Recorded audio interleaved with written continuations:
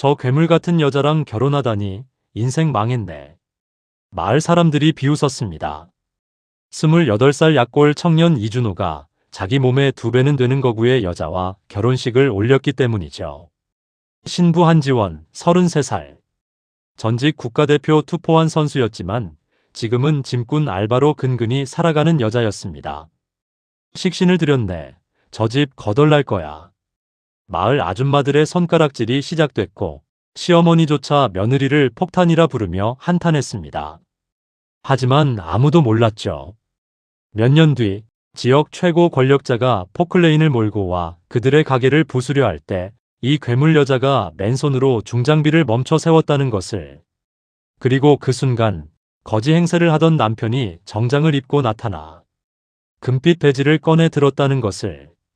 중앙지검 특수부 검사 이준호입니다. 당신을 긴급 체포합니다. 현장이 순식간에 아수라장이 됐고 마을 사람들은 그제야 깨달았습니다. 그들이 비웃던 그 커플이 대체 누구였는지를. 마지막 반전, 당신은 상상조차 못할 겁니다. 그날 철거 현장에서 대체 무슨 일이 있었던 걸까요? 구독과 좋아요는 영상 제작에 큰 힘이 됩니다. 듣고 계신 지역을 댓글로 나눠주세요. 저 괴물 같은 년이랑 결혼하다니 인생 끝났네. 마을 사람들이 제 등 뒤에서 수군거리는 소리가 들렸습니다. 저는 이준호, 28살. 바람만 불어도 날아갈 것 같은 약골 체질에 대기업 면접에서 떨어진 뒤 방황하던 청년이었죠. 그리고 오늘 저는 마을 사람들이 모두 비웃는 결혼식을 올렸습니다. 신부는 한지원, 33살. 제 몸의 2배는 될 것 같은 거구에 전직 국가대표 투포환 선수였지만 지금은 짐꾼 알바로 살아가는 여자였습니다. 사람들은 이해할 수 없다는 표정으로 저희를 쳐다봤어요. 어떻게 저런 조합이 가능하냐며 첫날 밤에 준호가 허리나 안 부러지면 다행이라는 말까지 서슴지 않았습니다. 하지만 아무도 몰랐죠. 이 결혼이 제 인생을 송두리째 바꿔놓을 거라는 것을, 그리고 몇 년 뒤 이 여자가 저와 우리 가족을 구할 거라는 것을요. 모든 것은 그해 겨울 강원도 깊은 산골 고갯길에서 시작됐습니다. 눈이 미친 듯이 쏟아지고 있었어요. 저는 대기업 최종 면접에서 떨어진 뒤 아무 생각 없이 걷고 또 걸었습니다. 왜 걸었는지도 모르겠어요. 그냥 모든 게 싫었고 저 자신이 한없이 작아 보였습니다. 28이라는 나이에 이루어 놓은 게 하나도 없었거든요. 대학도 지방 3류대, 스펙도 변변치 않고 몸도 약해서 군대도 공익으로 갔습니다. 면접관들의 실망스러운 눈빛이 계속 머릿속을 맴돌았어요. 이준호 씨, 우리 회사에 왜 지원하셨죠? 그 질문에 제대로 답하지 못했던 제 모습이 너무나 한심했습니다. 걷다 보니 어느새 해가 지고 있었어요. 그리고 저는 깨닫지 못했습니다. 제가 저혈당 쇼크 상태에 빠지고 있다는 것을요. 아침부터 아무것도 먹지 않았거든요. 눈앞이 하얗게 변하기 시작했습니다. 다리에 힘이 풀렸어요. 그리고 저는 눈 위에 그대로 쓰러졌습니다. 얼마나 시간이 흘렀을까요? 육중한 발소리가 들렸습니다. 쿵, 쿵, 쿵. 규칙적이면서도 무거운 발소리였어요. 그리고 누군가 제 뺨을 톡톡 치는 게 느껴졌습니다. 이봐요, 정신 차려요. 여자 목소리였어요. 하지만 저는 눈을 뜰 수가 없었습니다.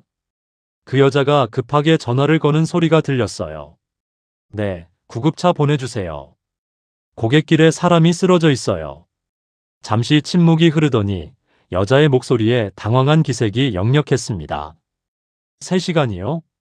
그럼 이 사람 죽어요. 그리고 저는 느꼈습니다. 누군가 저를 번쩍 들어올리는 것을요. 마치 인형처럼요. 성인 남자인 제가 한 팔에 끼어진 채로 말이죠. 그 여자는 눈보라 속을 뛰기 시작했습니다. 허벅지까지 빠지는 깊은 눈길이었지만 그녀의 발걸음은 멈추지 않았어요. 저는 희미한 의식 속에서 생각했습니다. 아, 나 지금 구해지고 있구나. 얼마나 달렸을까요? 마을에서 소란이 일었습니다. 저기 저거 뭐야? 괴물 아니야. 사람을 잡아가고 있어. 겁에 질린 사람들의 목소리가 들렸어요. 어둠 속에서 거대한 체구의 여자가 남자를 안고 질주하는 모습이 괴생명체처럼 보였던 모양입니다. 누군가 경찰에 신고까지 했다고 하더군요. 하지만 그 여자는 멈추지 않았습니다. 저를 자신의 단칸방까지 데려왔어요. 난로에 불을 지피고 이불로 저를 감쌌습니다. 하지만 제 체온은 돌아오지 않았어요. 저는 나중에 들었습니다. 그 여자가 망설임 끝에 이불 속으로 들어와 저를 꼭 끌어안았다는 것을요. 미안해요. 다른 방법이 없어서. 그렇게 중얼거리며 밤새 차가운 제 몸을 녹였다고 합니다. 새벽녘이 되어서야 제 얼굴에 핏기가 돌기 시작했고 그 여자는 그제야 잠이 들었다고 해요. 다음 날 아침 저는 눈을 떴습니다. 낯선 천장이었어요. 그리고 옆에서 느껴지는 묵직한 온기. 고개를 돌린 저는 비명을 질렀습니다. 으악! 제 2배는 될 것 같은 거구의 여자가 저를 품에 안고 있었거든요. 바로 그때 문이 벌컥 열렸습니다. 준호야. 어머니였어요. 밤새 저를 찾아 헤맨 끝에 여기까지 오신 건데 눈앞의 광경에 그만 굳어버리셨습니다. 아들이 거대한 여자의 품에 안겨 이불 속에 있었으니까요. 이게 무슨 상황이야? 어머니의 목소리가 떨리고 있었어요. 저는 황급히 설명했습니다. 어머니, 이건 그게 아니라 이분이 저를 살려주신 거예요. 정신을 차리고 보니 제 생명의 은인이 바로 이 여자였습니다. 한지원. 그녀는 전직 국가대표 투포환 선수였지만 부상으로 은퇴한 뒤 고향에서 짐꾼 알바로 근근히 살아가던 33살의 여자였어요. 어머니에게도 오해를 풀고 지원 씨에게 진심으로 감사를 표했습니다. 살려주셔서 정말 감사합니다. 덕분에 죽을 고비를 넘겼네요. 비록 몸은 약했지만 저는 예의가 바르고 정직한 사람이었습니다. 생명의 은인에게 제대로 된 감사를 표하고 싶었어요. 하지만 문제는 그 다음이었습니다. 폭설이 내리던 그날 밤, 지원 씨가 저를 안고 뛰는 모습이 마을 사람들의 블랙박스와 CCTV에 고스란히 찍혔던 거예요. 그리고 외딴 지원 씨 집에서 남녀가 밤을 지새웠다는 소문이 삽시간에 지역 커뮤니티와 단톡방을 타고 퍼져나갔습니다. 그 덩치 큰 여자 알지? 글쎄 어젯밤에 이준호를 보쌈해 갔다니까. 에구, 총각 앞길 다 막았네. 저 여자가 그렇게 앞뒤 안 가리고 남자를 끌어들여서 근거 없는 비난과 손가락질이 쏟아졌습니다. 지원 씨는 졸지에 꽃다운 나이에 남자를 탐낸 괴력녀라는 오명을 쓰게 됐어요. 일찍이 부모님을 여의고 혈혈단신이었던 지원 씨는 기댈 곳도 없었습니다.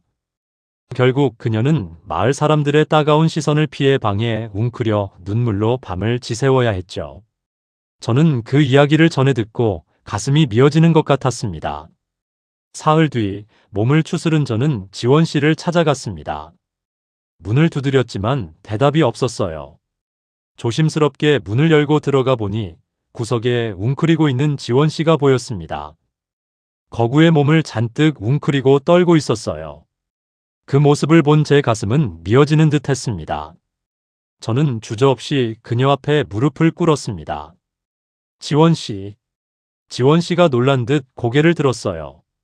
눈물 자국이 선명한 얼굴이었습니다. 저는 떨리는 목소리로 말했습니다. 지원 씨, 당신은 제 생명의 은인입니다. 저를 살려주시려다 오히려 큰 누명을 쓰게 되셨으니 제가 끝까지 책임지겠습니다. 그리고 호주머니에서 작은 반지 상자를 꺼냈어요. 많이 비싸지 않은 제가 아르바이트에서 모은 돈으로 산 반지였습니다. 저와 결혼해 주시겠습니까? 지원 씨의 눈이 휘둥그레졌어요. 뭐라고요? 진심입니다. 책임지고 싶습니다. 제 눈빛은 맑고 진실했습니다. 평생 덩치 크다고 놀림만 받았다던 지원 씨에게 이토록 진심으로 다가온 남자는 처음이었을 거예요. 지원 씨는 떨리는 손으로 제 손을 맞잡으며 눈물을 흘렸습니다. 정말 괜찮으시겠어요? 네, 지원 씨가 아니었으면 저는 지금 이 세상에 없었을 겁니다. 그렇게 저희 두 사람의 인연은 시작됐습니다. 결혼식은 소박했습니다. 동네 사람들은 축복 대신 비아냥을 쏟아냈어요. 어휴, 저 약골이 저 곰 같은 여자랑 살다니. 첫날 밤에 허리나 안 부러지면 다행이지. 하지만 저와 지원 씨는 흔들리지 않았습니다. 특히 제 어머니의 태도가 반전이었죠. 결혼 첫날부터 지원 씨의 식사량은 어마어마했습니다. 남들 밥그릇 4개는 좋게 들어갈 양푼에 밥을 가득 담아 산더미 같은 반찬과 함께 해치우는 모습에 마을 아줌마들은 기가 찼어요. 저 집 거덜나게 생겼어. 며느리가 아니라 식신을 들였다니까. 미용실과 반상회에서 지원 씨를 헐뜯는 소리가 어머니 귀에 들어갔습니다. 어머니는 한 손에 무거운 시장 바구니를 든 채 아줌마들을 매섭게 쏘아보셨어요. 그리고는 들고 있던 바구니를 땅에 쾅 소리가 나게 내려놓으셨는데 그 충격에 바닥 타일이 움푹 패일 정도였습니다. 당신들이 우리 집 쌀 한 톨이라도 보탠 적 있어? 내 며느리는 말이야. 덩치만큼 복도 태산처럼 큰 아이야. 한 번만 더 내 며느리 흉봤다간 아주 가만 안 둘 줄 알아. 어머니의 서슬 퍼런 기세에 아줌마들은 혼비백산에서 흩어졌습니다. 멀리서 이 광경을 지켜보던 지원 씨의 눈에는 뜨거운 눈물이 맺혔어요. 그날 저녁 지원 씨는 어머니의 손을 꼭 잡았습니다. 어머니, 정말 고마워요. 저 평생 준호 씨와 어머니 모시면서 제 힘으로 우리 집 다시 일으켜 세울게요. 두고 보세요. 어머니는 투박하지만 따뜻한 지원 씨의 손을 꽉 맞잡으셨어요. 곁에서 이 모습을 지켜보던 저도 아내의 어깨를 감싸 안았습니다. 비록 지금은 폐공장에 얹혀 사는 가난한 처지였지만 서로를 믿는 세 사람의 마음만큼은 세상 어느 재벌보다 풍족하고 단단했습니다. 지원 씨는 무너질 것 같던 집을 혼자서 수리하기 시작했어요. 무거운 석가래를 들어 올리고 기울어진 담장을 바로 잡았습니다. 땀을 흘리면서도 환하게 웃는 지원 씨를 보며 저는 마음 한구석이 따뜻해지는 걸 느꼈어요. 하지만 평화는 오래가지 않았습니다. 어느 날 검은 승용차가 집 앞에 멈춰 섰습니다. 차에서 내린 건 지역 최고의 재력가 박재욱 회장이었어요. 60대 초반으로 보이는 그는 이 지역의 모든 것을 쥐락펴락하는 인물이었습니다. 이준호 씨, 부친이 남긴 빚 말이야. 언제 갚을 건가? 제 얼굴이 창백해졌습니다. 아버지가 남긴 빚. 그것이 저희 집안의 가장 아픈 상처였거든요. 박 회장은 집과 마당을 느릿느릿 둘러보며 말했습니다. 이 땅, 신도시 개발 들어가. 지금 넘기면 빚 탕감해 줄게. 그리고는 손가락으로 목을 긋는 신용을 했어요. 저는 온몸이 얼어붙는 것 같았습니다. 그날 밤 어머니가 한탄하셨어요. 복덩이가 아니라 폭탄이 들어왔어, 폭탄이. 지원 씨는 부엌에서 그 말을 듣고 있었습니다. 하지만 표정은 담담했어요. 창밖에 별을 올려다보며 중얼거렸죠. 괜찮아요. 다 잘 될 거예요. 박 회장의 검은 승용차가 어둠 속으로 사라질 때 지원 씨의 눈빛이 달빛 아래 단단하게 빛났습니다. 아무도 몰랐어요. 이 거구의 여자가 우리 가족의 운명을 송두리째 바꿔놓을 거라는 걸요. 도장을 찍는 제 손이 떨렸습니다. 며칠 전 박재욱 회장이 다시 찾아왔었어요. 이번에는 서류 뭉치를 들고 왔습니다. 준호 씨, 내가 좋은 제안을 하나 할게. 빚 전부 탕감해 줄 테니까 이 집터를 나한테 넘겨. 제 눈이 커졌어요. 빚을 탕감해 주신다고요? 대신 내가 땅을 하나 줄게. 거기서 새 출발해봐. 박 회장이 내민 서류에는 생소한 주소가 적혀 있었습니다. 도심에서 2시간이나 떨어진 곳, 폐기물 처리장 옆에 있는 버려진 공장 부지였어요. 사기라는 건 누가 봐도 알 수 있었습니다. 금싸라기 땅을 주고 쓰레기장 옆 폐허를 받으라니요. 하지만 저에게 선택권은 없었어요. 빚쟁이들이 매일같이 들이닥쳤고 당장 내일이라도 길거리에 나앉을 판이었으니까요. 어머니는 당뇨 합병증으로 약값만 해도 한 달에 수십만 원이 들어갔습니다. 병원비를 밀려서 치료도 제대로 받지 못하고 계셨어요. 결국 저는 계약서에 도장을 찍었습니다. 잘 생각했어, 준호 씨. 이게 서로 좋은 거야. 박 회장은 씩 웃으며 계약서를 챙겨 넣었어요. 저는 사기라는 걸 알고 있었습니다. 하지만 어쩌겠어요? 아버지가 남긴 빚은 눈덩이처럼 불어났고 이자만 해도 감당이 안 됐죠. 박 회장이 떠난 뒤 저는 한참을 멍하니 앉아 있었습니다. 주먹을 꽉 쥐어봤지만 힘이 들어가지 않았어요. 눈앞이 캄캄했습니다. 그때 따뜻한 손이 제 손을 감쌌어요. 지원 씨였습니다. 아무 말 없이 제 곁에 앉아 그 떨리는 손을 꼭 잡아주고 있었죠. 준호 씨, 괜찮아요. 뭐가 괜찮아요? 다 제가 못나서 이 꼴이 된 건데. 제 목소리가 갈라졌습니다. 지원 씨는 고개를 저었어요. 어디든 우리 가족이 있으면 그게 집이에요. 저는 당신만 있으면 돼요. 저는 아내의 얼굴을 올려다봤습니다. 거구의 몸집과 달리 지원 씨의 눈빛은 한없이 부드러웠어요. 그 눈빛에 제 눈시울이 붉어졌습니다. 이사하는 날이 왔습니다. 낡은 트럭에 짐을 싣고 2시간을 달려 도착한 곳은 상상 이상으로 처참했어요. 녹슨 철문, 깨진 유리창, 여기저기 널브러진 폐타이어와 쓰레기 더미.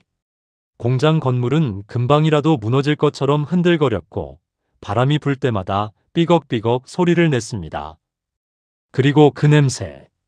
코를 틀어막아도 스며드는 악취가 온 사방에서 밀려왔어요. 옆에 있는 폐기물 처리장에서 풍겨오는 냄새였죠.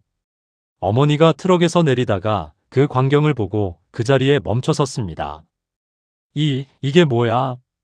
어머니의 얼굴이 하얗게 질렸어요. 다리에 힘이 풀렸는지 휘청거리더니 뒷목을 잡고 주저앉으셨습니다. 어머니. 제가 달려갔지만 어머니는 제 손을 뿌리치셨어요. 내가 이런 데서 살라고. 차라리 날 죽여라, 죽여. 울음이 터져 나왔습니다. 평생 악착같이 살아오신 어머니였지만 이건 너무했어요. 쥐 한 마리가 어머니의 발밑을 지나가자 어머니는 비명을 지르며 완전히 쓰러져 버리셨습니다. 소문은 금방 퍼졌어요. 이준호가 사기당해서 쓰레기장으로 쫓겨났대. 거봐, 그 바보가 결국 망했잖아. 마을 사람들은 손가락질하며 비웃었습니다. 한편 박 회장은 저희가 살던 금싸라기 땅에 화려한 쇼핑몰 기공식을 열었어요. 현수막에는 커다랗게 적혀 있었죠. 박재욱 플라자 그랜드 오픈. 박 회장은 샴페인을 터뜨리며 카메라 앞에서 활짝 웃었습니다. 저는 그 뉴스를 폐공장 안에서 봤어요.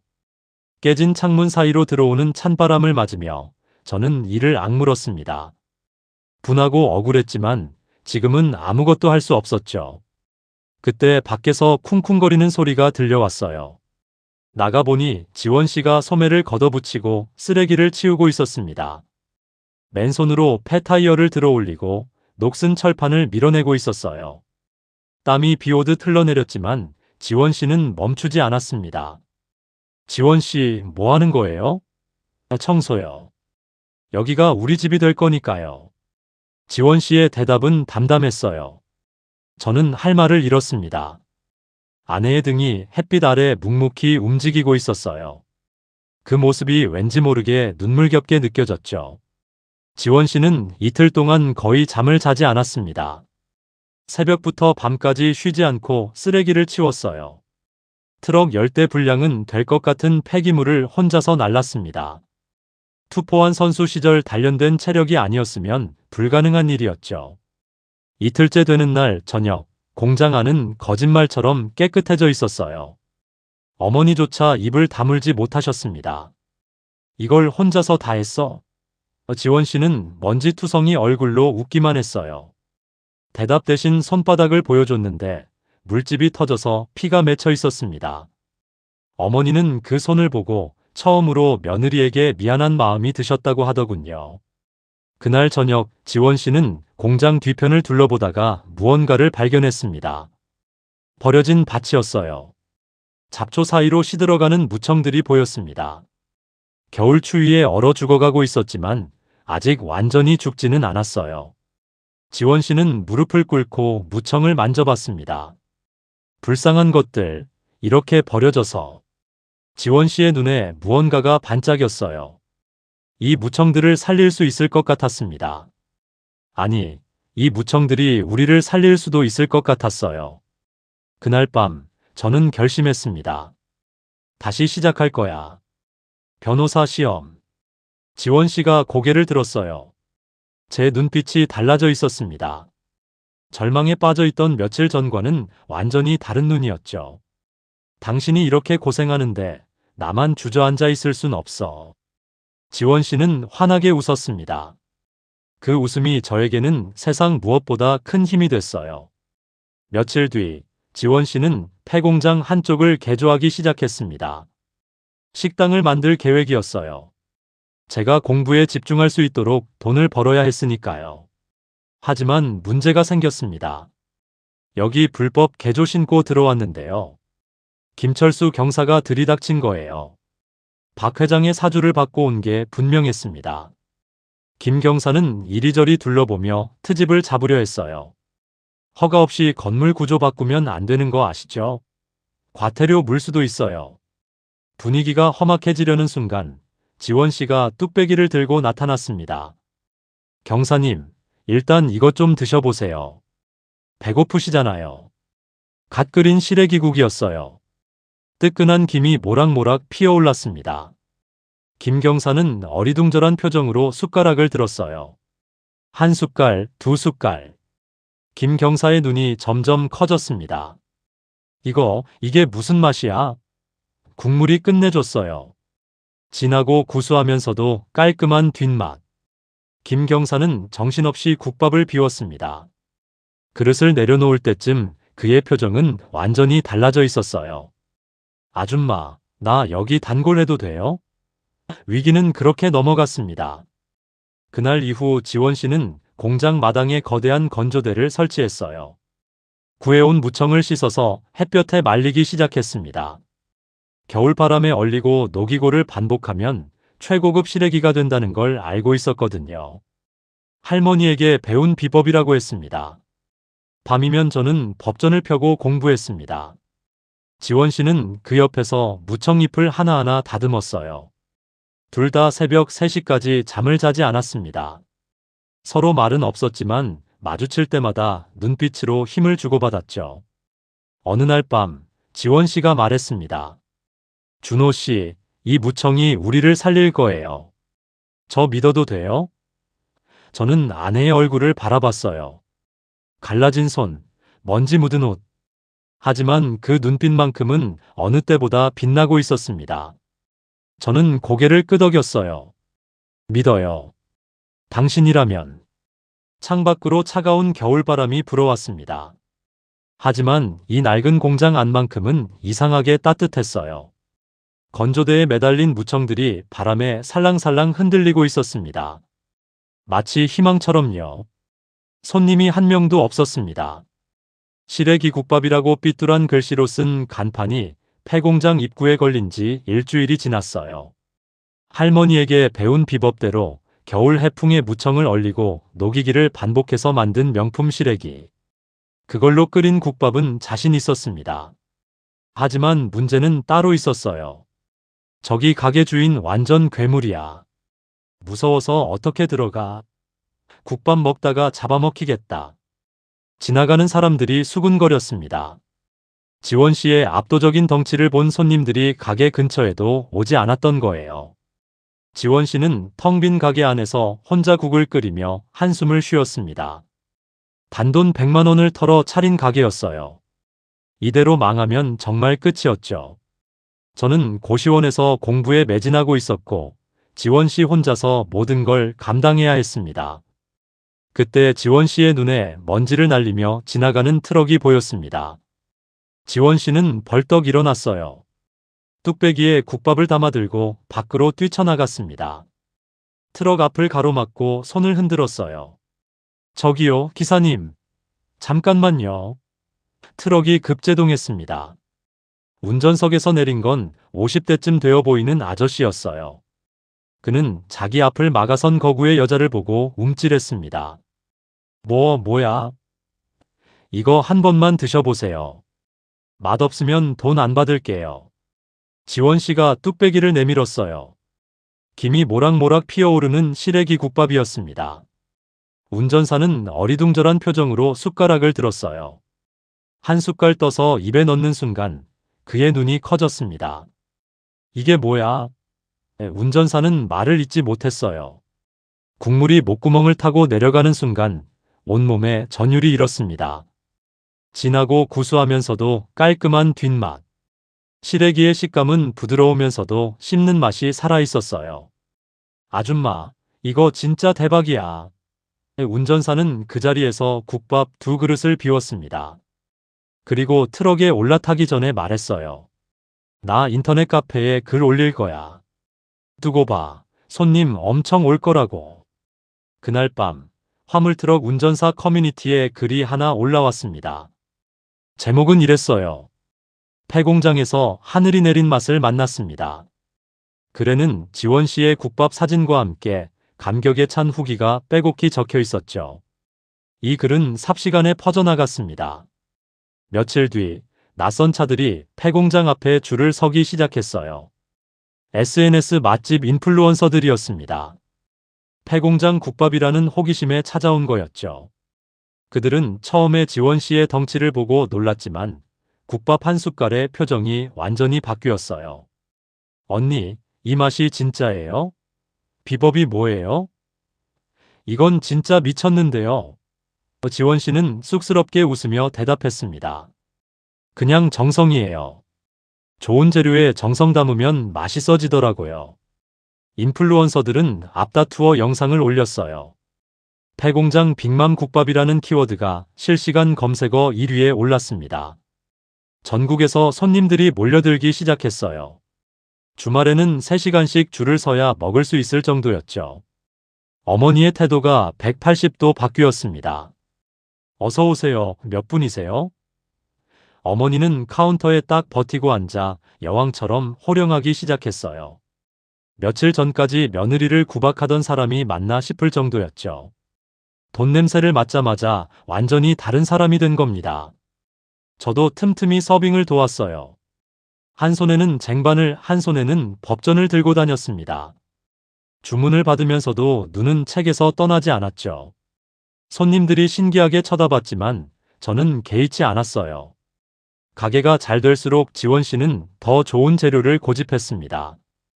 이 무청은 좀 질긴 것 같아요. 다른 걸로 바꿔주세요. 납품자가 황당해했어요. 손님이 줄을 서는 집에서 재료 타령을 하다니요. 하지만 지원 씨는 절대 타협하지 않았습니다. 한 그릇을 팔더라도 제대로 된 걸 팔고 싶었거든요. 박 회장의 귀에도 이 소식이 들어갔습니다. 그 거지 같은 폐공장에서 장사가 된다고? 박 회장은 분노로 얼굴이 붉어졌어요. 자기가 쫓아낸 놈들이 잘 되는 꼴을 볼 수 없었습니다. 그는 즉시 지시를 내렸어요. 바로 옆에 가게 하나 차려. 프랜차이즈로. 한 달 뒤 지원 씨의 국밥집 바로 옆에 번쩍번쩍한 프랜차이즈 식당이 들어섰습니다. 화려한 인테리어에 오픈 행사까지. 박 회장은 이번에야말로 지원 씨를 무너뜨릴 수 있을 거라고 확신했어요.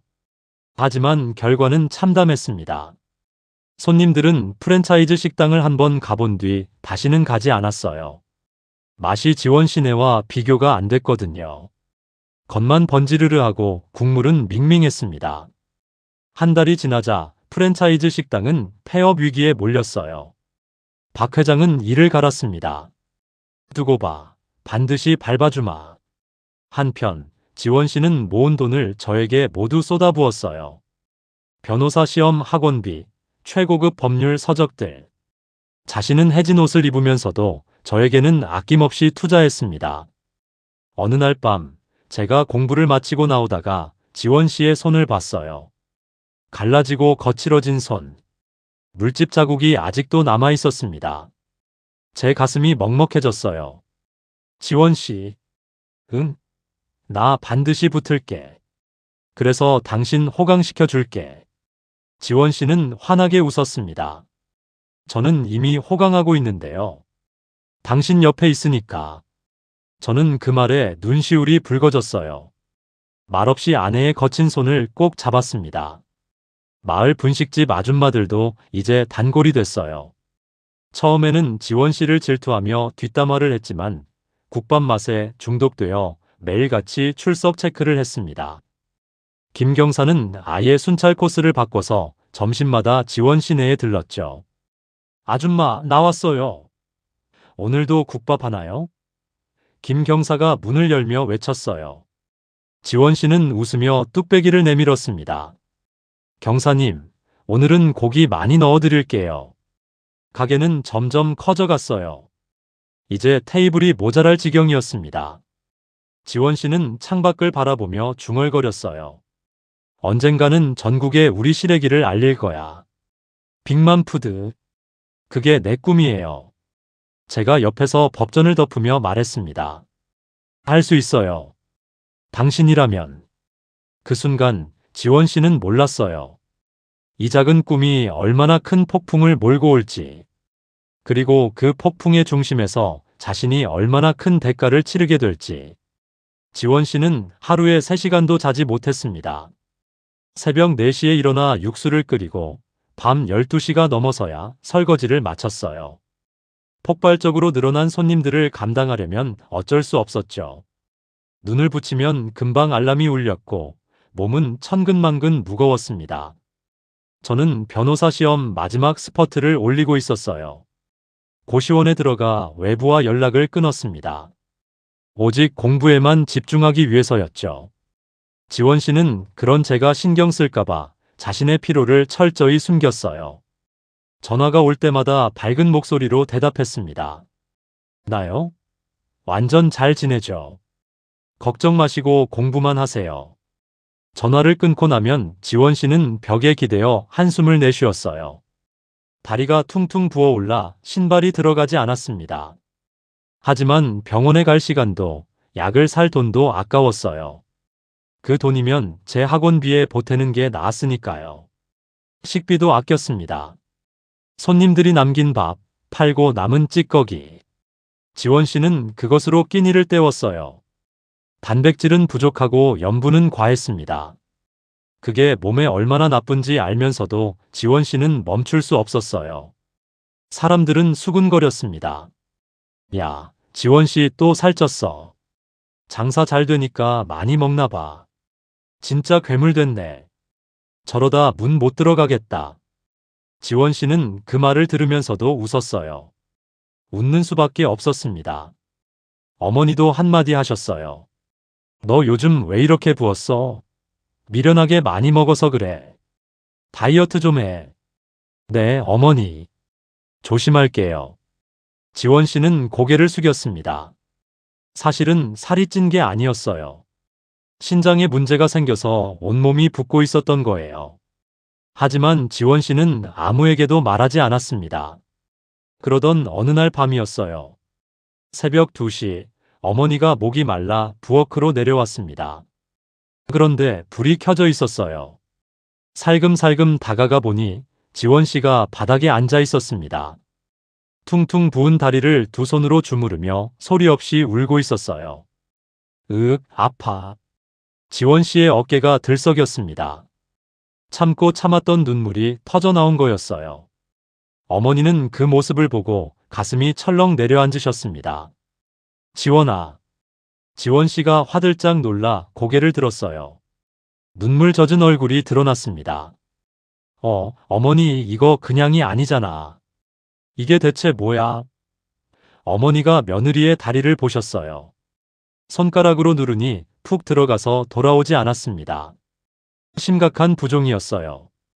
어머니의 눈에서 눈물이 흘러내렸습니다. 왜 말을 안 했어? 왜? 어머니, 준호 씨한테는 비밀로 해주세요. 시험 끝날 때까지만요. 제발요. 지원 씨가 두 손을 모아 빌었어요. 어머니는 그런 며느리를 말없이 끌어안으셨습니다. 태어나서 처음으로 며느리를 안아주셨어요. 미안해. 내가 그동안 너무 못되게 굴었어. 두 사람은 부엌 바닥에 앉아 한참을 울었습니다. 며칠 뒤 보건소 점검원들이 들이닥쳤어요. 박 회장이 위생불량이라고 허위 제보를 한 거였습니다. 하지만 지원 씨는 아픈 몸을 이끌고도 가게를 완벽하게 관리해 왔어요. 점검원들은 오히려 감탄했습니다. 여기 정말 깨끗하네요. 본받아야 할 위생 상태예요. 박 회장의 계략은 또 실패했습니다. 시험 전날이 됐어요. 지원 씨는 밤새 보양식을 끓였습니다. 삼계탕에 대추와 인삼을 넣어 정성껏 끓였어요. 도시락에 담아 제 고시원을 찾아갔습니다. 문 앞에 도시락을 놓고 돌아가려는데 문이 열렸어요. 지원 씨? 제가 나왔습니다. 그리고 아내의 얼굴을 보자마자 표정이 굳었어요. 얼굴이 왜 이래요? 많이 부었잖아요. 아, 이거요? 화장이 잘 안 먹어서 그래요. 걱정 마세요. 지원 씨가 억지로 웃었습니다. 저는 뭔가 이상하다고 느꼈지만 지원 씨가 손을 내밀었어요. 내일 시험이잖아요. 빨리 들어가서 자요. 도시락 맛있게 드시고요. 당신은 저는 괜찮아요. 가게도 잘 되고 어머니도 이제 저 잘 챙겨주시고요. 지원 씨는 환하게 웃어 보였습니다. 저는 그 웃음을 믿었어요. 아내가 늘 밝은 모습만 보여줬으니까요. 모든 것이 잘 돌아가고 있다고 생각했습니다. 고마워요, 지원 씨. 내일 끝나고 연락할게요. 네, 꼭 붙어야 해요. 파이팅! 지원 씨는 손을 흔들며 돌아섰습니다. 고시원을 빠져나와 버스 정류장으로 걸어갔어요. 그런데 갑자기 하늘에서 비가 쏟아지기 시작했습니다. 지원 씨는 우산이 없었어요. 비를 맞으며 걸었습니다. 한 발, 두 발. 점점 다리에 힘이 풀렸어요. 눈앞이 흐려지기 시작했습니다. 조금만 더. 지원 씨는 중얼거렸어요. 하지만 몸이 말을 듣지 않았습니다. 무릎이 꺾이고 세상이 빙글빙글 돌았어요. 그리고 지원 씨는 빗속에 쓰러졌습니다. 차가운 빗물이 얼굴 위로 쏟아졌지만 지원 씨는 눈을 뜰 수 없었어요. 다음 날, 지원 씨가 빗속에서 쓰러진 다음 날이었어요. 간신히 몸을 추스르고 가게 문을 열었는데 험상궂은 청년 3명이 들이닥친 겁니다. 선두에 선 건 문신을 한 35살쯤 되어 보이는 남자, 정태민이었어요. 야, 여기 주인 누구야? 돈 내놔.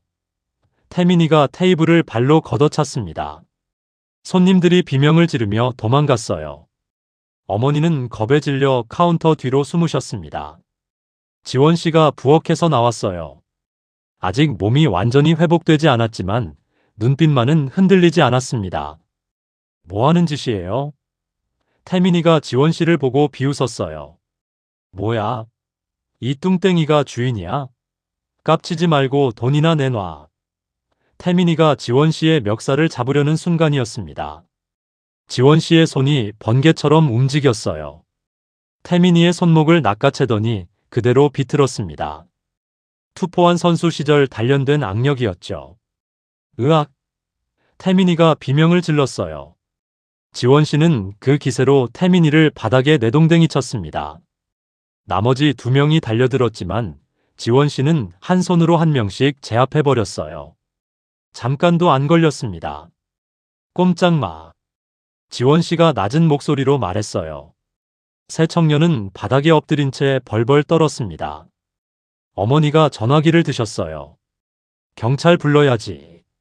어머니, 잠깐만요. 지원 씨가 손을 저었습니다. 그리고 부엌으로 들어가더니 뚝배기 3개를 들고 나왔어요. 김이 모락모락 나는 시래기 국밥이었습니다. 일어나서 이거 먹어요. 태민이가 어리둥절한 표정으로 올려다봤어요. 뭐? 배고프잖아요. 그러니까 이런 짓을 하는 거 아니에요. 일단 먹어요. 지원 씨는 테이블 위에 국밥을 놓았습니다. 태민이와 청년들은 멍한 얼굴로 서로를 쳐다봤어요. 이게 무슨 상황인지 이해가 안 됐거든요. 빨리 식기 전에 먹어요. 배가 고프면 몸을 써서 벌어야지 남것 뺏으면 안 돼요. 지원 씨의 목소리는 단호하면서도 따뜻했습니다. 태민이는 그 말에 갑자기 눈시울이 붉어졌어요. 공장이 문을 닫은 뒤로 일자리를 구하지 못해 굶은 지 이틀째였거든요. 창피해서 차마 말을 못했을 뿐이었습니다. 태민이가 숟가락을 들었어요. 한 숟갈, 두 숟갈. 국물이 목구멍을 타고 내려가자 눈물이 주르륵 흘러내렸습니다. 죄송합니다. 진짜 죄송합니다. 태민이가 고개를 숙이며 울었어요. 옆에 있던 청년들도 따라 울기 시작했습니다. 지원 씨는 그들의 등을 토닥여줬어요. 그날 이후 태민이와 청년들은 완전히 달라졌습니다. 누님, 오늘 배달 몇 건이에요? 태민이가 매일 아침 가게에 출근했어요. 스스로 지원 씨의 수화를 자처하며 배달의 전사가 된 거였죠. 청년들도 마찬가지였습니다. 설거지, 청소, 배달. 뭐든 시키는 대로 했어요. 마을 사람들은 수군거렸습니다. 지원 씨가 깡패들을 고용했대. 무서워서 어떻게 가게에 가? 하지만 태민이 일당은 묵묵히 일했어요. 누가 뭐라고 해도 신경 쓰지 않았습니다. 며칠 뒤 박 회장이 태민이를 불렀어요. 정태민이지? 돈 줄 테니까 그 국밥집에 불 질러. 태민이의 눈이 커졌습니다. 박 회장은 두툼한 봉투를 내밀었어요. 5천만 원이야. 어때? 나쁘지 않지? 태민이는 그 봉투를 물끄러미 쳐다봤어요. 예전 같았으면 덥석 받았을 겁니다. 하지만 지금은 달랐어요. 배고플 때 국밥 한 그릇 내밀어준 지원 씨의 얼굴이 떠올랐거든요. 안 합니다. 태민이가 단호하게 거절했어요. 그리고 곧장 지원 씨에게 가서 모든 걸 보고했습니다. 누님, 박재욱 그 새끼가 가게에 불 지르래요. 지원 씨의 표정이 굳었어요. 박 회장이 이 정도까지 할 줄은 몰랐습니다. 태민아, 고마워. 말해줘서. 태민이는 주먹을 불끈 쥐었어요. 누님, 저 그놈 혼내줄게요. 두고 보세요. 그날부터 태민이는 박 회장의 뒷조사를 시작했습니다. 그리고 지원 씨는 태민이의 도움으로 시래기 밀키트 전국 배달 시스템을 구축했어요. 국밥집은 이제 줄 서서 먹는 맛집을 넘어 지역 경제 중심지가 됐습니다. 시험을 마친 제가 돌아왔어요. 결과를 기다리며 아내의 일손을 돕기 위해서였죠. 저는 태민이와 금방 친해졌습니다. 그들의 억울한 사연을 듣고 법적으로 자문을 해주기도 했어요. 한편 박 회장은 이를 갈았습니다. 저것들이 감히 그는 지자체와 손을 잡고 지원 씨의 땅에 대한 강제 수용권을 얻으려 했어요.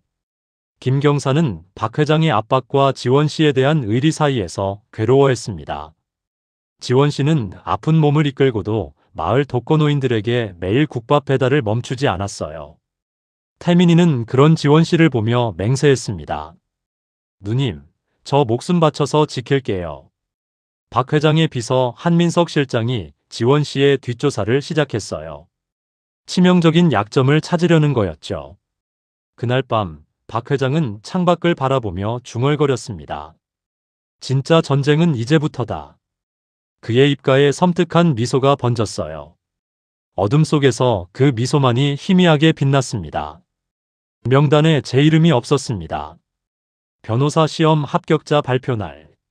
저는 컴퓨터 화면을 3번이나 다시 확인했어요. 이준호. 그 세 글자가 어디에도 보이지 않았습니다. 손끝이 차갑게 식어갔어요. 아내가 피땀 흘려번 돈으로 공부했는데 그 기대를 저버렸다는 생각에 숨이 막혔습니다.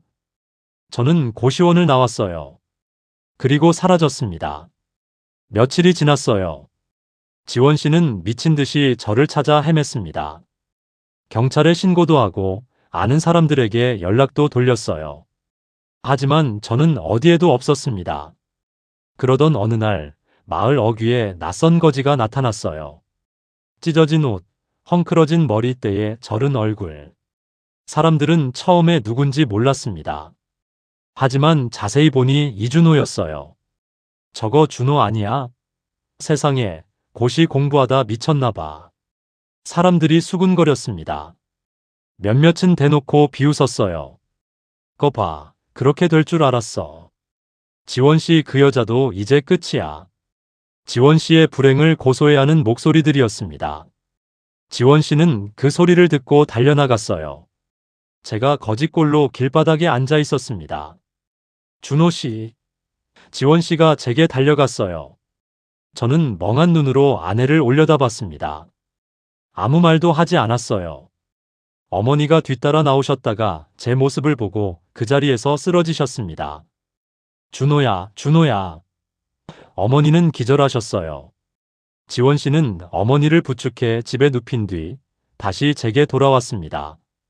말없이 제 손을 잡고 집으로 데려갔어요. 지원 씨는 저를 씻겼습니다. 때를 벗기고 머리를 감겨주고 깨끗한 옷을 입혀줬어요. 그리고 따뜻한 밥을 차려 앞에 놓았습니다. 일단 드세요. 저는 여전히 아무 말이 없었어요. 숟가락을 들었지만 손이 떨려서 밥을 흘렸습니다. 지원 씨는 그런 저를 보며 가슴이 찢어지는 것 같았대요. 며칠 뒤 박 회장이 나타났습니다. 어이, 이준호. 박 회장은 비열한 웃음을 지으며 제 앞에 섰어요. 그리고 주머니에서 지폐 몇 장을 꺼내 제 발밑에 던졌습니다. 내 마누라 고생 그만 시키고 땅이나 팔아. 이 돈으로 라면이나 사 먹어. 지폐가 바닥에 흩어졌어요. 저는 고개를 숙인 채 아무 말도 하지 않았습니다.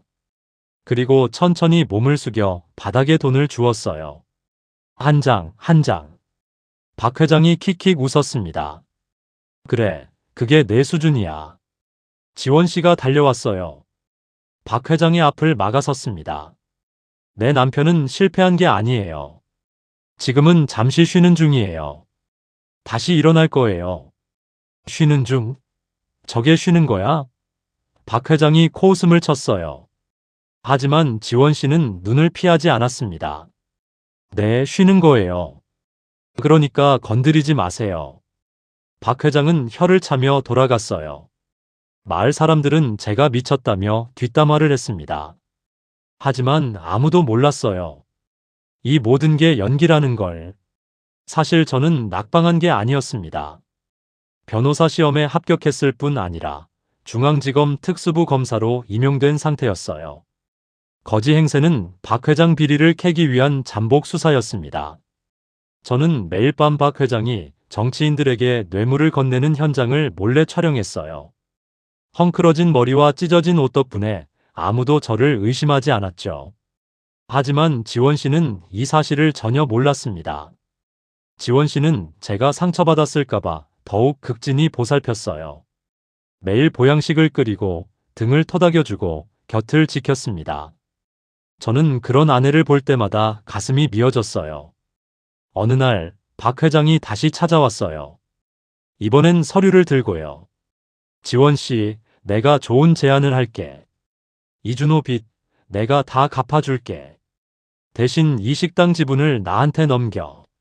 지원 씨는 서류를 물끄러미 쳐다봤어요. 자신이 피땀 흘려 일궈낸 빅맘푸드.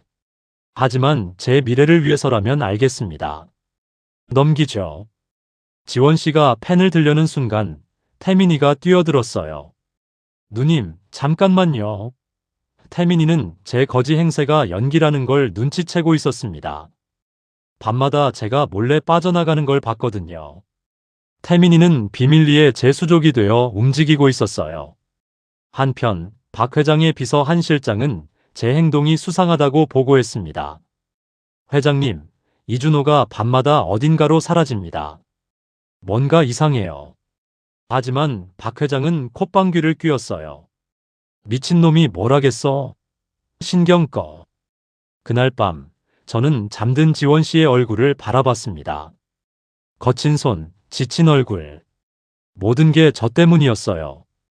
제 눈에서 눈물이 흘러내렸습니다. 조금만 참아줘, 내 사랑. 조금만. 저는 소리 없이 오열했어요. 마을에는 제가 미쳐서 헛소리를 하고 다닌다는 소문이 퍼졌습니다. 지원 씨는 결심했어요. 가게 문을 닫고 저와 조용한 곳으로 여행을 떠나기로요. 준호 씨, 우리 어디 멀리 가요?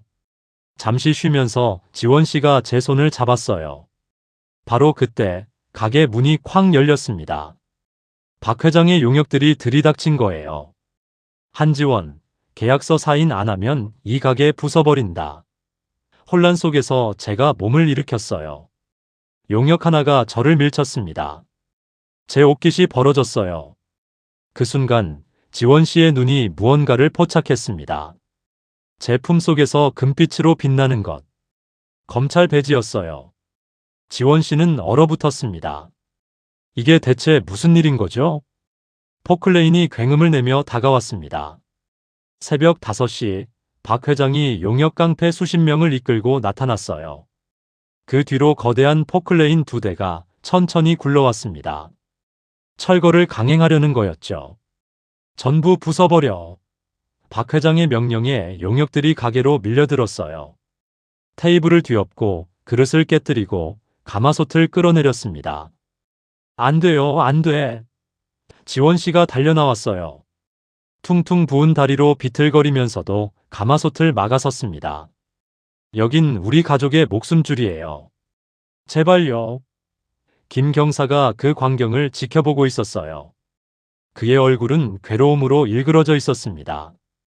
위에서 내려온 명령이라 어쩔 수 없이 철거 현장을 호위하고 있었거든요. 지원 씨의 국밥을 먹으며 단골을 약속했던 게 엊그제 같은데. 박 회장이 지원 씨 앞으로 걸어왔어요. 비열한 웃음이 얼굴에 번져 있었습니다. 법대로 하는 거야, 무식한 년아. 박 회장이 지원 씨의 어깨를 밀었어요. 지원 씨는 그대로 바닥에 나동그라졌습니다. 누님. 태민이가 달려들었어요. 하지만 용역들에게 막혀 지원 씨에게 다가갈 수 없었습니다. 태민이와 청년들이 온몸으로 버텼지만 중장비 앞에서는 역부족이었어요. 마을 사람들이 멀찍이서 구경하고 있었습니다. 박 회장의 권력이 무서워 아무도 나서지 못했어요. 발만 동동 구르며 쳐다볼 뿐이었죠. 저거 어떡해? 불쌍해서 못 보겠다. 죽은 목숨이야. 저는 구석에서 서 있었어요.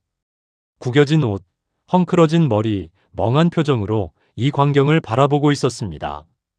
사람들이 저를 손가락질했어요. 저 바보 좀 봐. 마누라가 저렇게 당하는데 뭐 하는 거야? 쓸모없네. 박 회장이 제게 다가갔어요. 야, 이준호.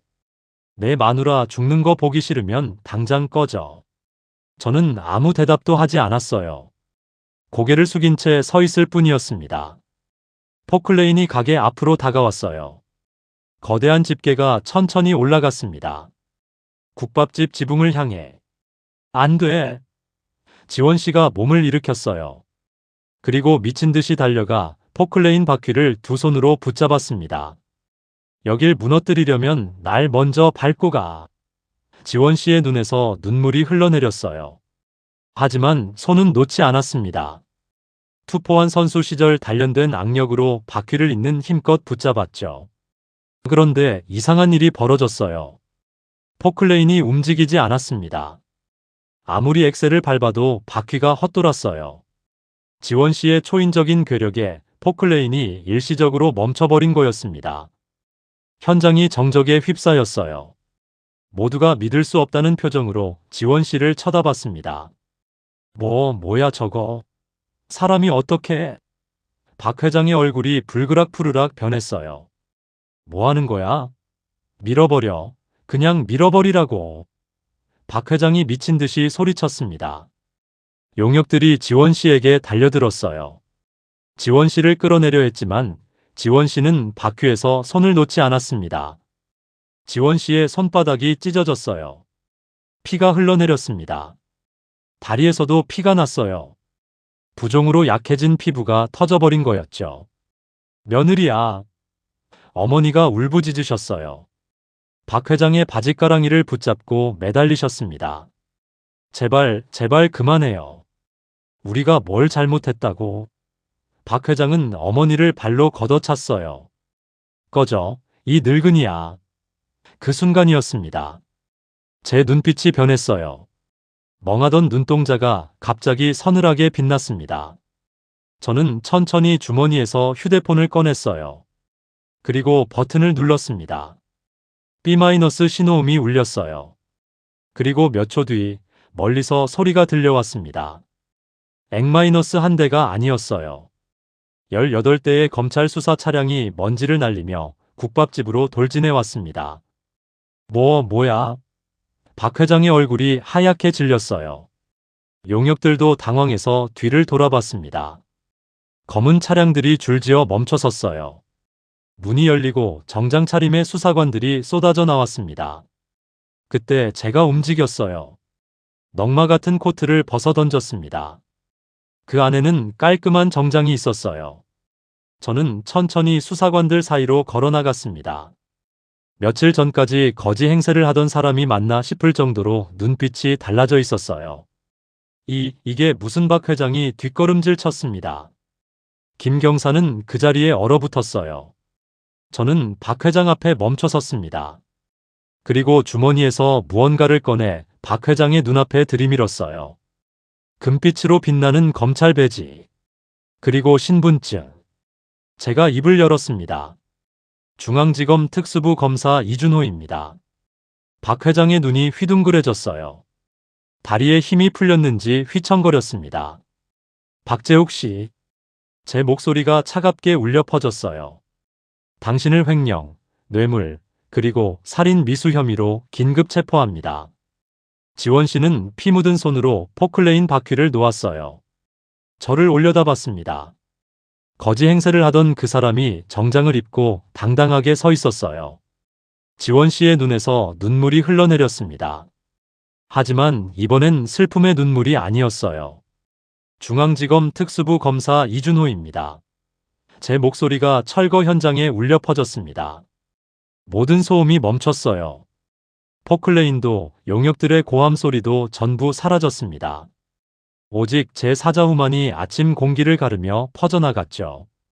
박재욱 씨, 당신을 횡령, 뇌물, 살인 미수 혐의로 긴급 체포합니다. 용역들의 손에서 쇠파이프가 떨어졌어요. 달그락, 달그락. 금속이 바닥에 부딪히는 소리가 연달아 울렸습니다. 그들은 무기를 버리고 양손을 들었어요. 저항해봤자 소용없다는 걸 알았거든요. 박 회장의 얼굴이 사색이 됐습니다. 입술이 파르르 떨렸어요. 이게 무슨 제가 손짓했어요. 수사관들이 대형 스크린을 설치하기 시작했습니다. 그리고 영상이 재생됐어요. 화면에 박 회장이 나타났습니다. 검은 가방에서 돈다발을 꺼내 정치인에게 건네는 장면이었어요. 그 다음엔 이중장부. 횡령한 금액이 수백억에 달했습니다. 저건 박 회장이 말을 잇지 못했어요. 현장은 순식간에 아수라장이 됐습니다. 저게 박재욱 아니야? 세상에 저렇게 뇌물을 줬어? 마을 사람들이 웅성거렸어요. 그동안 박 회장의 권력이 무서워 꿀먹은 벙어리였던 사람들이 목소리를 높이기 시작했습니다. 김 경사가 움직였어요. 몇 초 전까지만 해도 철거 현장을 호위하던 그였지만 이제는 달랐습니다. 허리춤에서 수갑을 꺼내더니 박 회장에게 다가갔어요. 박재욱 씨, 순순히 따라오시죠. 찰칵 마이너스 수갑이 박 회장의 손목에 채워졌습니다. 김 경사의 손이 떨리고 있었어요. 지원 씨의 국밥을 먹으며 의리와 압박 사이에서 괴로워했던 날들, 이제야 바로잡을 수 있게 된 거였죠. 준호가 암행어사였어. 누군가 외쳤어요. 그 소리를 시작으로 박수가 터져 나왔습니다. 짝짝짝짝 마이너스 마을 사람들이 지원 씨를 향해 박수를 보냈어요.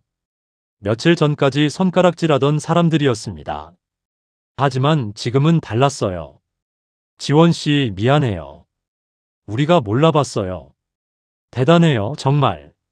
저는 박수 소리를 뒤로하고 지원 씨에게 달려갔습니다. 지원 씨는 아직 포클레인 앞에 쓰러져 있었어요. 손에서, 다리에서 피가 흘러내리고 있었습니다. 제가 무릎을 꿇었어요. 지원 씨의 상처난 손을 조심스럽게 감싸 쥐었습니다. 제 눈에서 눈물이 흘러내렸어요. 미안해요, 지원 씨. 저 때문에 너무 많이 다쳤어요. 지원 씨는 저를 올려다봤어요. 거지 행세를 하던 그 사람이 지금은 당당한 검사의 모습으로 자기 앞에 무릎을 꿇고 있었습니다. 지원 씨의 입가에 미소가 번졌어요. 알고 있었어요. 당신이 올 줄. 내 남편이니까요. 지원 씨가 제 품에 안겼습니다. 저는 아내를 꼭 끌어안았어요. 피 묻은 옷 따위는 신경 쓰지 않았습니다. 그때 한 실장이 현장에서 도망치려 했어요. 수사관들의 눈을 피해 뒷문으로 빠져나가려는 거였죠. 어디 가시나요, 실장님? 태민이가 앞을 막아섰어요. 한 실장이 주먹을 휘둘렀지만 태민이는 가볍게 피했습니다. 그리고 날아차기 한 방. 펑마이너스 한 실장이 바닥에 나자빠졌어요. 누님한테 한 짓 잊은 거 아니겠지? 태민이가 한 실장의 멱살을 잡아 수사관들에게 넘겼습니다. 박 회장이 끌려가면서 소리쳤어요. 내가 누군지 알아? 이렇게 안 끝나. 두고 봐. 저는 눈 하나 깜짝하지 않았어요. 차갑게 한마디만 던졌습니다. 법정에서 뵙죠. 그날 저녁 제 얼굴이 전국 뉴스에 나왔습니다. 거지 행세로 비리를 파헤친 검사, 고시생의 기적. 헤드라인이 도배됐어요. 사람들은 열광했습니다. 하지만 저는 뉴스 따위 신경 쓰지 않았어요. 저는 병원에 있었습니다. 지원 씨의 침대 옆에서 아내의 손을 잡고 있었죠. 괜찮아요. 당신 검찰에 일 있잖아요. 일보다 당신이 중요해요. 저는 단호하게 말했어요. 지원 씨의 눈가에 눈물이 맺혔습니다. 어머니는 절에 가셨어요. 제 성공보다 며느리의 건강이 더 걱정되셨거든요. 불상 앞에 무릎을 꿇고 두 손을 모으셨습니다. 부처님, 제발 우리 며느리 낫게 해주세요. 제가 그동안 너무 못되게 굴었어요. 병실 앞에는 마을 사람들이 줄을 서 있었어요. 과일 바구니, 꽃다발을 들고요. 그동안 지원 씨를 구박했던 것을 사과하러 온 거였습니다. 지원 씨, 미안해요. 우리가 잘못했어요. 지원 씨는 웃으며 그들을 받아줬어요. 괜찮아요. 다 지난 일이에요. 몇 주 뒤, 지원 씨의 시래기 국밥집이 다시 문을 열었습니다. 하지만 이젠 달랐어요. 법무부 장관도 국회의원도 줄을 서서 먹는 명소가 됐거든요. 여기가 그 유명한 빅맘 국밥집이야. 폐공장에서 시작했다며. 대단하다. 손님들이 감탄했어요. 저는 법적 절차를 모두 마무리했습니다. 박 회장에게 사기당했던 집터와 재산이 전부 원상복구됐어요. 금싸라기 같은 땅도 되찾았죠. 어느 날 저녁, 제가 지원 씨의 손을 잡았어요. 지원 씨. 네. 이제 우리 집으로 돌아가요. 지원 씨의 눈이 커졌어요. 쫓겨났던 그 집으로 다시 돌아갈 수 있게 된 거였습니다. 지원 씨는 제 품에 안겼어요. 눈물이 흘러내렸습니다. 하지만 이번엔 기쁨의 눈물이었어요. 창밖으로 노을이 지고 있었습니다. 붉은 빛이 두 사람을 감싸 안았어요. 폐공장에서 시작된 이야기가 이제 새로운 장을 열려 하고 있었습니다. 거울 속에 낯선 사람이 있었습니다. 수술과 치료를 마친 지원 씨가 처음으로 거울을 봤어요. 퉁퉁 부었던 얼굴이 사라지고 맑고 환한 피부가 드러났습니다. 국가대표 시절보다 훨씬 아름다웠어요. 이게 나야. 지원 씨가 거울을 만지며 중얼거렸어요. 제가 뒤에서 다가와 아내의 어깨를 감쌌습니다. 원래 당신 얼굴이에요. 이제야 제대로 보이는 거죠. 지원 씨의 눈가에 눈물이 맺혔어요. 석 달이 지났습니다. 제 첫 월급날이었어요. 저는 퇴근하자마자 지원 씨에게 달려왔습니다. 손에는 작은 상자 2개가 들려 있었죠. 이게 뭐예요? 열어봐요. 지원 씨가 첫 번째 상자를 열었어요. 금반지가 반짝이고 있었습니다. 결혼할 때 반지도 못 해줬잖아요. 이제야 해주네요. 지원 씨의 눈물이 뚝 떨어졌어요. 두 번째 상자를 열자 운동화가 들어 있었습니다. 세상에서 가장 튼튼하다는 브랜드였어요. 당신 발, 그동안 고생 많이 했잖아요. 이제 편한 신발 신어요. 지원 씨는 저를 꼭 끌어안았습니다. 말없이 한참을 울었어요. 시간이 흐르면서 빅맘푸드는 완전히 달라졌습니다. 지원 씨는 회사를 사회적 기업으로 전환했어요. 실직 청년들에게 일자리를 주고 독거노인들에게 무료 급식을 제공했습니다. 돈을 벌기 위한 회사가 아니라 사람을 살리는 회사가 된 거였죠. 태민이는 정식 물류이사가 됐어요. 전국 대리점을 관리하며 동분서주했습니다. 누님, 부산 대리점 계약 완료됐습니다. 태민이가 전화로 보고할 때마다 지원 씨는 웃음을 감추지 못했어요. 깡패 행세를 하던 청년이 어엿한 사업가가 된 거였으니까요. 한편 감옥에서는 박 회장이 이를 갈고 있었습니다. TV에서 뉴스가 흘러나왔어요. 박 회장의 전 재산이 사회에 환원된다는 내용이었습니다. 피해자 배상, 공익기부. 평생 모은 돈이 남의 손에 넘어가는 걸 보며 박 회장은 분노로 늙어갔어요. 두고 봐. 반드시 하지만 아무도 그의 말을 듣지 않았습니다. 김 경사는 경감으로 승진한 뒤 지원 씨의 식당의 보안자문위원이 됐어요.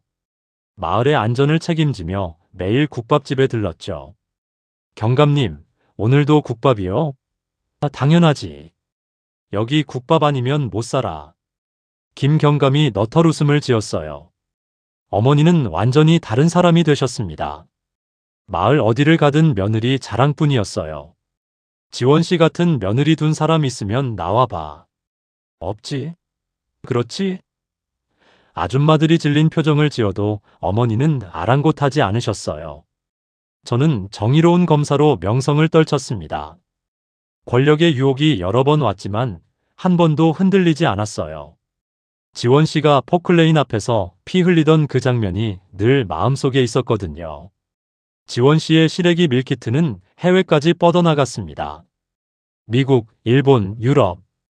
전 세계에서 주문이 쏟아졌어요. K푸드의 새로운 역사가 쓰이고 있었죠. 지원 씨는 돈을 벌자마자 장학재단을 설립했어요. 은퇴한 투포한 후배들을 위한 재단이었습니다. 선배님, 정말 감사합니다. 후배들이 눈물을 글썽이며 인사했어요. 지원 씨는 환하게 웃었습니다. 나도 그랬으니까. 힘들 때 누군가 손 내밀어주면 얼마나 큰 힘이 되는지 알아.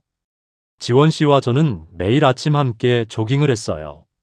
새벽 6시 두 사람은 나란히 공원을 달렸습니다. 서로의 건강을 챙기는 인꼬 부부가 된 거였죠. 두 사람의 이야기는 드라마로 제작됐습니다. 전국적인 인기를 얻었어요. 사람들은 이 이야기에 울고 웃었습니다. 지원 씨는 가끔 국밥집에 나타났어요. 직접 솥을 저으며 손님들과 이야기를 나눴습니다. 사장님이 직접 끓여주시는 거예요? 그럼요. 이 맛을 잊으면 안 되니까요. 손님들은 감격했어요. 마을 축제 날이었습니다. 지원 씨가 특별 무대에 올랐어요. 투포한 시범을 보이기로 한 거였죠. 사람들이 웅성거렸어요. 에이, 설마 아직도 되겠어? 지원 씨가 포환을 들었습니다. 한 바퀴 돌더니 힘차게 던졌어요. 휙 포환이 하늘 높이 날아갔습니다. 20m를 훌쩍 넘겼어요. 사람들이 입을 딱 벌렸습니다. 와 마이너스. 환호성이 터져 나왔어요. 지원 씨는 손을 흔들며 웃었습니다. 제가 무대 앞으로 걸어 나왔어요. 손에는 꽃다발이 들려 있었습니다. 지원 씨 앞에 무릎을 꿇었어요. 세상에서 가장 아름다운 나의 영웅에게. 지원 씨가 꽃다발을 받았어요. 눈물이 흘러내렸습니다. 쇼핑몰 부지는 공원이 됐습니다. 지원 씨의 제안이었어요. 화려한 건물 대신 푸른 잔디와 나무가 들어섰죠. 빅맘공원. 시민들을 위한 휴식 공간이었습니다. 주말이면 가족들이 공원에 모였어요. 아이들은 뛰어놀고 어른들은 벤치에 앉아 이야기를 나눴습니다. 행복한 웃음소리가 끊이지 않았어요. 지원 씨와 저도 그 벤치에 앉아 있었습니다. 나란히 손을 잡고요. 여기가 옛날엔 우리 집이었는데 제가 말했어요. 지금은 모두의 집이 됐네요. 지원 씨가 웃었습니다. 햇살이 따스하게 내리쬐었어요. 바람이 불어와 지원 씨의 머리카락을 살랑살랑 흔들었습니다. 두 사람은 말없이 그 풍경을 바라봤어요. 모든 게 완벽했습니다. 완벽해지고 있었어요. 엄마, 나도 투포환할 거야. 5살짜리 딸아이가 주먹을 불끈 쥐며 소리쳤습니다. 엄마를 꼭 닮은 덩치 큰 아이였어요. 유치원에서는 작은 빅맘이라고 불렸죠. 누나, 나는 아빠처럼 나쁜 사람 잡을 거야. 3살짜리 아들이 장난감 수갑을 흔들며 말했어요. 아빠를 닮아 눈이 초롱초롱하고 똑똑했습니다. 유치원 친구들은 이 아이를 꼬마 검사라고 불렀어요. 몇 년이 흘렀습니다. 지원 씨와 저 사이에 두 아이가 태어났어요. 마을 사람들은 이 남매를 귀염둥이라며 좋아했습니다. 어딜 가든 과자와 사탕을 받았죠. 태민이도 결혼을 했어요. 마을 반장의 딸과요. 처음엔 반장이 펄쩍 뛰었습니다. 내 딸을 전과자한테 줄 순 없어. 하지만 태민이가 성실하게 일하는 모습을 보고 마음을 바꿨어요. 결혼식 날, 태민이는 눈물을 펑펑 쏟았습니다. 누님, 저 잘 살게요. 정말 감사합니다. 태민이는 지원 씨의 옆집에서 살림을 차렸어요. 매일 아침 출근길에 지원 씨의 집 앞을 지나며 인사를 했죠. 어머니는 손주들 덕에 매일이 잔칫날이었습니다. 이게 다 복덩이 지원이 덕분이야. 우리 며느리 최고야. 예전에 며느리를 구박하던 모습은 온데간데 없었어요. 손주들을 안고 마을을 돌아다니며 자랑하기 바빴습니다. 저는 차기 검찰총장 후보로 거론되고 있었어요. 권력에 굴하지 않는 정의로운 검사. 제 이름은 전국에 알려졌습니다. 지원 씨는 요리 연구가로 활동하며 건강한 식단을 전파했어요. TV 프로그램에도 나가고 책도 냈습니다. 하지만 여전히 가끔 국밥집에 나타나 직접 솥을 저었어요. 매년 겨울이 되면 두 사람은 그곳을 찾았습니다. 처음 만났던 눈 내리는 고갯길. 제가 쓰러졌던 바로 그 자리였어요. 지원 씨가 저를 안고 눈보라 속을 달렸던 곳이죠. 당신, 추워요? 괜찮아요. 두 사람은 나란히 서서 하얀 눈을 바라봤어요. 제가 입을 열었습니다. 지원 씨, 다시 그날로 돌아가도 나를 구해줄 거예요? 지원 씨가 미소 지었어요. 대답 대신 제 허리를 잡았습니다. 그리고 번쩍 들어 올렸어요. 제가 당황했지만 지원 씨는 웃기만 했어요. 내 등은 언제나 당신 거예요. 두 사람의 웃음소리가 눈밭에 퍼졌습니다. 마을 축제 날이었어요. 올해도 어김없이 대형 가마솥이 마을 광장에 놓였습니다. 마을 사람들이 모두 모여 함께 비빔밥을 만들었어요. 다 같이 비벼요. 지원 씨가 큰 주걱을 들고 소리쳤어요. 사람들이 환호하며 함께 비볐습니다. 웃음소리가 끊이지 않았어요. 김경감. 이제는 경감이 된 그도 축제에 왔습니다. 마을의 영웅 대접을 받으며 어깨를 으쓱거렸죠. 경감님, 오늘도 국밥 드실 거예요? 당연하지. 그때 나직한 얼굴이 설거지통 앞에서 고개를 숙이고 있었어요. 박 회장이었습니다. 출소 후 갈 곳이 없던 그는 지원 씨의 식당에서 설거지 알바를 하고 있었어요. 예전의 오만함은 사라지고 초췌한 모습만 남았죠. 야, 박재욱. 설거지 빨리 해. 손님이 소리쳤어요. 박 회장은 고개를 숙이며 대답했습니다. 네. 알겠습니다. 지원 씨가 박 회장에게 다가갔어요. 손에는 따뜻한 국밥 한 그릇이 들려 있었습니다. 드세요. 배고프시잖아요. 박 회장이 고개를 들었어요. 눈가가 붉어져 있었습니다. 왜 저한테 사람은 변할 수 있어요. 열심히 사세요. 지원 씨의 목소리는 따뜻했어요. 박 회장은 국밥을 받아들고 펑펑 울었습니다. 해가 지고 있었어요. 석양이 마을 전체를 붉게 물들였습니다. 지원 씨와 제가 아이들 손을 잡고 걸어갔어요. 4사람의 그림자가 길게 늘어졌습니다. 아빠, 업어줘. 아들이 말했어요. 제가 웃으며 아들을 업었습니다. 엄마, 나도. 딸이 말했어요. 지원 씨가 딸을 번쩍 들어 어깨 위에 올렸습니다. 4사람은 석양을 향해 걸어갔어요. 행복한 웃음소리가 바람에 실려 퍼졌습니다. 진정한 복은 덩굴째 굴러오는 것이 아닙니다. 서로를 향한 헌신으로 키워가는 것이죠. 시래기 국밥에서 고소한 김이 가마솥에서 피어올랐어요. 마치 구름처럼 하늘 높이 올라갔습니다. 그 김 속에 모든 이야기가 담겨 있었어요. 눈보라 속의 만남, 폐공장에서의 눈물, 철거 현장의 사투, 그리고 마침내 찾아온 행복까지. 지원 씨와 제 이야기는 여기서 끝이 납니다. 하지만 저희의 행복은 끝나지 않았어요. 아니, 이제 막 시작이었습니다. 참, 마지막으로 하나만 더 알려드릴게요. 축제가 끝난 뒤 지원 씨와 제가 팔씨름 대결을 했어요. 마을 사람들이 둘러싸고 구경했습니다. 자, 시작. 제가 온 힘을 다했어요. 얼굴이 빨개지도록 힘을 줬습니다. 하지만 지원 씨의 팔은 꿈쩍도 하지 않았어요. 세 초 만에 제 팔이 딱 넘어갔습니다. 아, 졌다. 제가 바닥에 드러 누웠어요. 사람들이 박수를 치며 웃었습니다. 지원 씨가 제게 손을 내밀었어요. 일어나요, 여보.